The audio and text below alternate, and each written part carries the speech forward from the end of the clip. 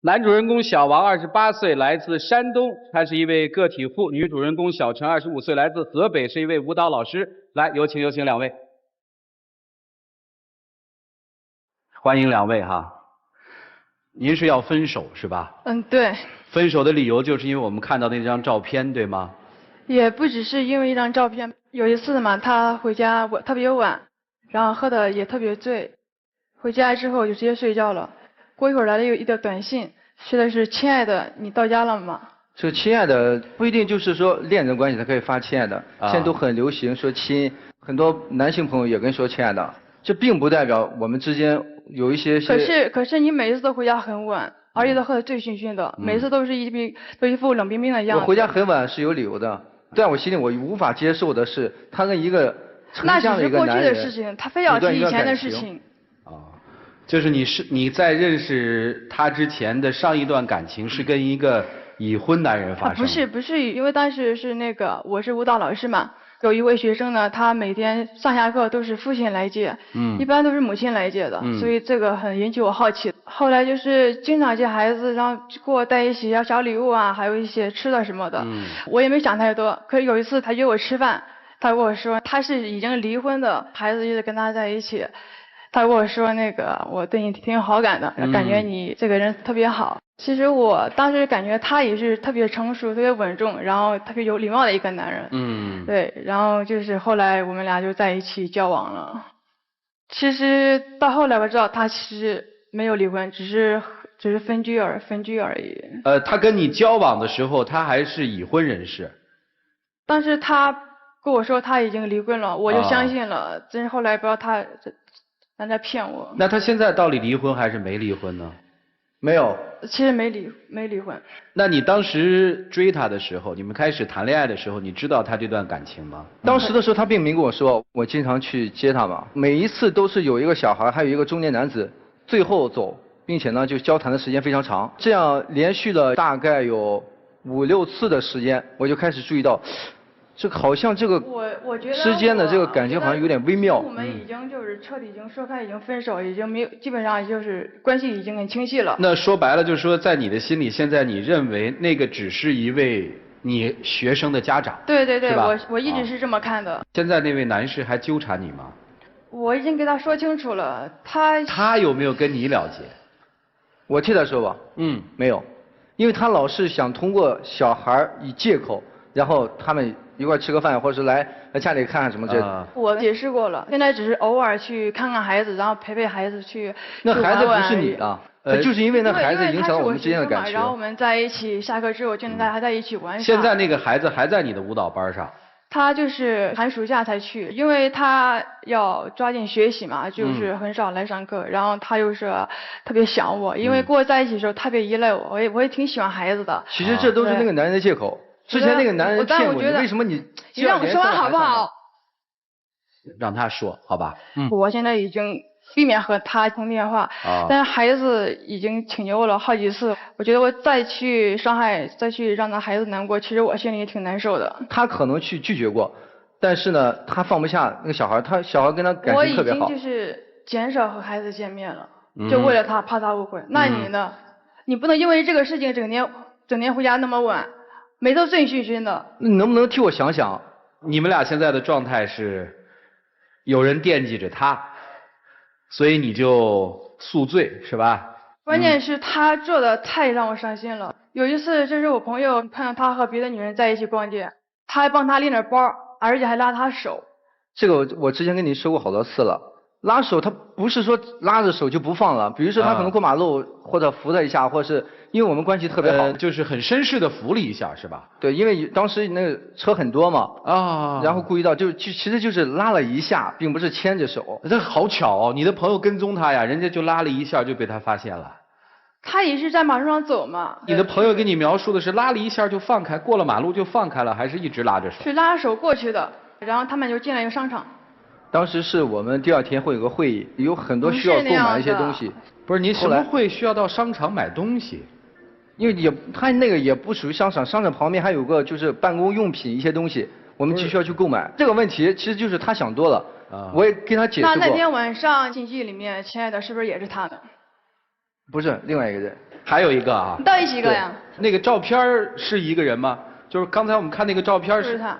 怎么照那样的照片？很多引发的原因呢，就是因为她跟之前的男朋友，当时我心情很不好。你还提那个事情，你不要以这个事情为借口。他是导火线，他真的是导火线。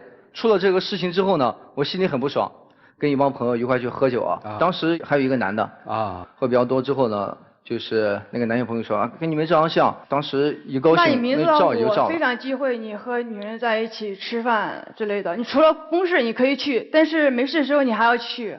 以前回家你还逗我笑，还要给我讲笑话，现在呢？那段时间我有心情吗？整天接电话就是接电话。我能有心情说是好好的，然后因为你根本就无法体会我那种感觉。既然这样，人家姑娘也提出分手，咱把手分了不就完了吗？你干嘛抓住不放呢？其实这件事情对于我来说呢，始终无法接受的是，她跟一个城下的一个男人去谈过，这是我最关键的。后来呢，我想了，我觉得更重要的是她心里有没有那个男的啊？我更看重的是这一点。那你心里有别的女的吗？脑海里没有别人，都是她。就发现深爱的还是他，一直深爱的就是他。因为之前的时候我们感情真的特别好，在一块的时候，一起吃饭，一起看电影，之前我们也承诺过说一起要走下去，并且给对方呢有一个美好的未来。小陈呢，你现在告诉我们，你坚决跟他分手的理由是什么？听来也没什么事儿啊，就是3场误会嘛。还有呢？还有啊。还有一次就是我那个亲戚，就是他也在北京嘛，就是过来看看我们，然后我就给他打电话，我说那个我说我姑父姑母过来看我们，一起吃个饭，然后认识了解一下。他又是说啊，下班之后还要约客户，又要应酬，我特生气。大晚上半夜才回家，而且又是喝得那么醉，当时我心中很不满很愤怒，我又跟他吵了几句，然后可给我耍酒疯，也把我姑父全吵醒了。本来我父母就不赞成我俩在一起。因为他家山东，我家河北，我父母希望我家里就是能够近一点。我父母听我姑父一这样说，这个孩子怎么着，就更加不放心，把我交给他了。你心里还有这小伙子吗？其实之前在一起的时候，我觉得还是挺好的，在一起。他对我其实也就是说你心里还有人家呗？其实不回答也可以。那如果以后。嗨，没有以后了，你要分手哪有以后哈？我想听听我们专家老师怎么看，怎么来帮助他们，一起进入丘比特问卷。我先问这女孩一个问题吧，如果那个已婚有孩子的男人跟他的妻子离了婚，来找你说嫁给我，我们3个一起过，行吗？如果我和他交往之前，可能我会这样，可能会，但是。我已经有对象了之后，我绝对不会这样。现在来找你，行吗？绝对不会。你确定？我确定。兄弟，你听到了？听到了。我觉得男人就分这么几种：一，爱吃醋，但是能把这个问题解决掉。2，爱吃醋，解决不掉问题，但我能包容这个问题，我能忍。3，爱吃醋，解决不了这个问题，无力解决，折腾自己。折腾对方，你属于哪一种呢？所以我来到这里嘛，你就是第3种嘛，你无力解决。通过其他的方式。什么其他方式？如果是我怎么解决？软的，跟女朋友谈，别理她，再理她我们分手。不是不相信你，因为我接受不了，这是咱俩人之间的爱情，不能容别人插手。硬的，我可以找那男的谈，这是我的女朋友，对不起，请离她远一点。面对面谈，我就不信这个问题不能解决，我理直气壮，软硬皆可，别老说自己在外面花，是因为自己的女友不专心，真的，我觉得这完全说不通。其实我感觉他俩说1000道1万，我看他俩挺有感情的，互相之间都做过一些过激的事儿，都不能被对方理解的这种行为，改了就好嘛。2个人其实都有一个很大的问题，就是只能看到对方身上的错，看不到自己身上的错。首先说这个姑娘啊，你选那2男人都不怎么样，这个男的问题小一点，好一点，你那前男友是个大烂人。他说的有一句话说的很对，那小孩就前男友想要绑架你的一个工具。男人追求姑娘的一个重要技巧，就是激发女性身上的母性。把你身上的母性激发出来，你的心就软掉了，你就会去接受很多你原来接受不了、不想接受的一些东西。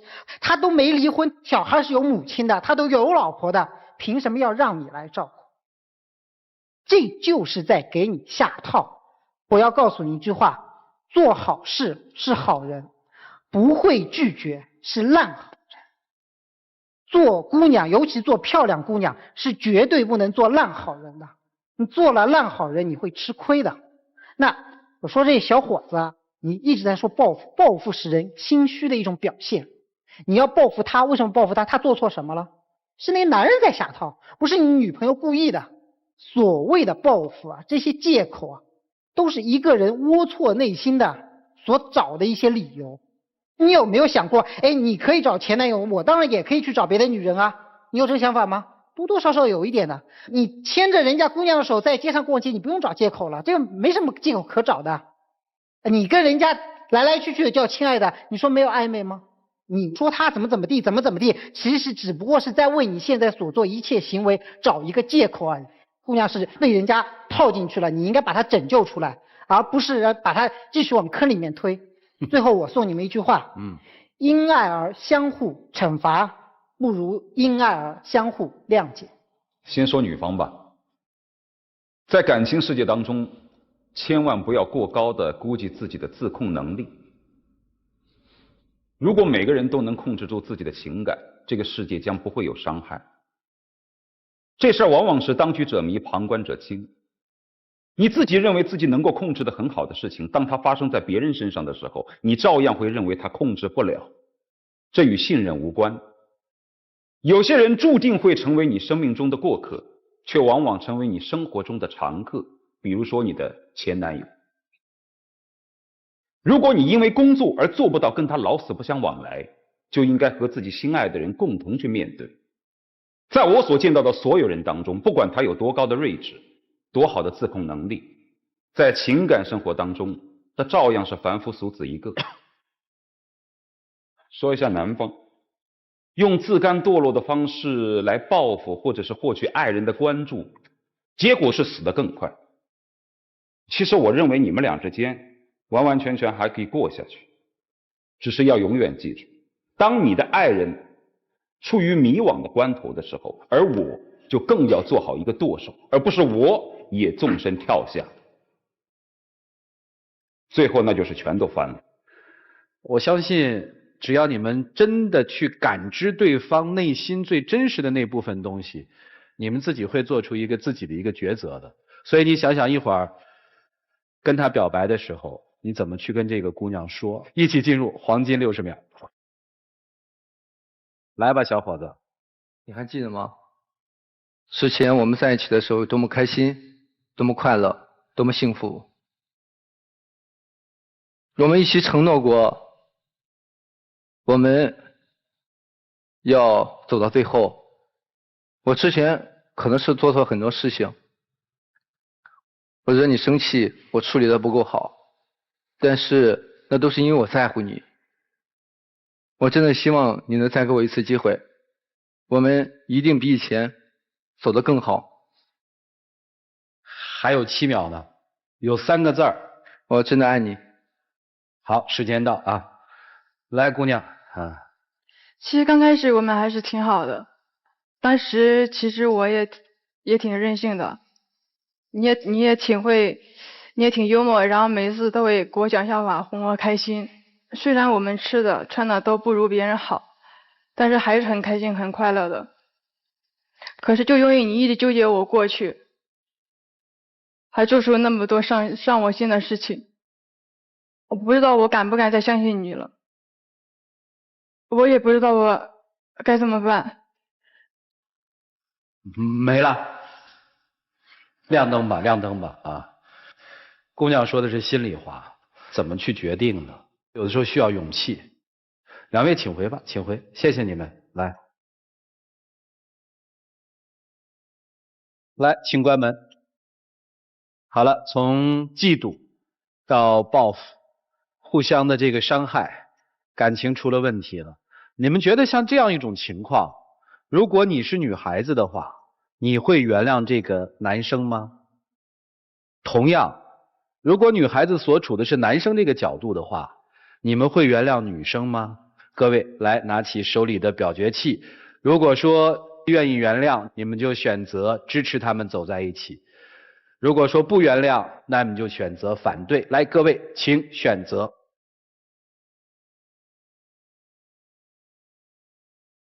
好，现场52.50%的观众朋友选择了还是原谅的，希望他们能够在一起。我们要问一问今天的这些观众，看看他们是怎么看的，能原谅吗？在这俩孩子面前，我应当算是长者啊。站在长者的角度上，我觉得应该一直走下去，坚守这份爱情啊，相互原谅。他们俩之间只不过是太在乎对方了。我胡说八道啊，就是大哥有一天也是跟单位的女同志去买东西，正好嘛，扶了一把，这您吃醋吗？我觉得不可能，因为我自信，我老伴儿眼里只有我。哎，你看自信很重要啊！谢谢您，请坐啊。您好。我对这个男孩子我表示相当不理解，这个男人嘛得爷们儿气点儿，他没有去解决这个问题啊，也没有想到很好的办法。这个男人他负担不起这个女孩子，给不起她的未来，保护不了她，我不赞成这一对儿。谢谢啊。我们说1000到1万，所有的决定是人家自己做的。我们来看看这对年轻人他们自己的选择，一起来数5个数，来，5、4、3、2、1，请开门。就是爱你爱你，有悲有喜，有你。来，站在这儿来啊！开始吧。开始什么呀？着什么急啊？你们不是说人不行吗？有本事当着面再说一遍。男方，我问你，以后你会怎么做？哟，真把自己当娘家人了。对，娘家人。你怎么说就怎么做。你怎么说就怎么做啊！以后要对女孩子好，要信任她，过去的翻过去这一页，以后你的手一定只能牵着她的手。你这一个怎么说翻转就翻转呀？刚才没信心，现在又看了。我见到他们出来，我相当高兴，祝福你们，祝福你们。谢谢啊你是怎么想明白的，姑娘？但是专家不是说那个我们都看到对方的错误，没有看到自己的错误。那你哪儿错了呀？我应该也是，当时也是在乎他太少了吧，自己觉得没什么就忽略他感受了。哎，当时也是这么扶女同事过的马路吗？刚才说了已经翻过去了，已经翻过去了，都忘了。不是，我问他呢，翻过去了吗？过去了吧？真过了啊？反正我也没看到。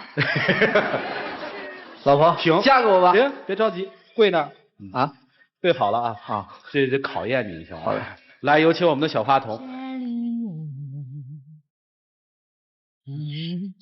戒指呢？戒指在这儿。好，谢谢你们，牵手回去吧。你就让他跪着。跪着吧，这以后得常跪着。感谢杰里亚为本节目嘉宾订婚提供的精美的套装礼盒。他们有句广告语，我觉得特别好：爱要有你才完美。对每一对订婚人来说都是这样的，爱要有对方才是完美的。现在你可以求婚了，来吧，老婆，嫁给我吧。